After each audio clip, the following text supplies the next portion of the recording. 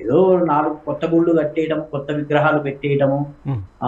ఇటువంటి ఈ మధ్య ఇటువంటి చాలా విచిత్రమైనటువంటి వ్యాధులు మనకి హ్మ్. వాడు హిందువు గాదు, వాడు హిందువు కాదు, వాడు ఫలానా వాడి విగ్రహాలు పెట్టకూడదు, వీడిది ఇలా చేయకూడదు, ఈ రకంగా పూజ చేస్తే తప్పు.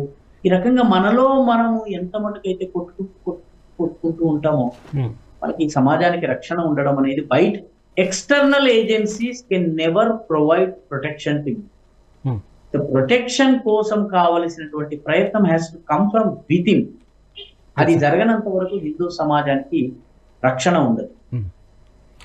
చాలా చక్కగా వివరించారు సుధాకర్ గారు. మీరు అన్నట్టుగా ఆ చైతన్యం రావాలి, ప్రభుత్వాల మీద వదిలేయడమో, పార్టీల మీద వదిలేయడమో, లేదా ఆ పార్టీ చూసుకుంటుందిలే అనేటువంటి ఉదాసీన వైఖరి కాకుండా హిందువులందరిలో కూడా చైతన్యం రావాలి. ఈ ప్రమాదాన్ని పసిగట్టి దానికి అనుగుణంగా ఒక సంఘటితంగా ఉంటే ఆ ప్రమాదం నుంచి మనందరం కూడా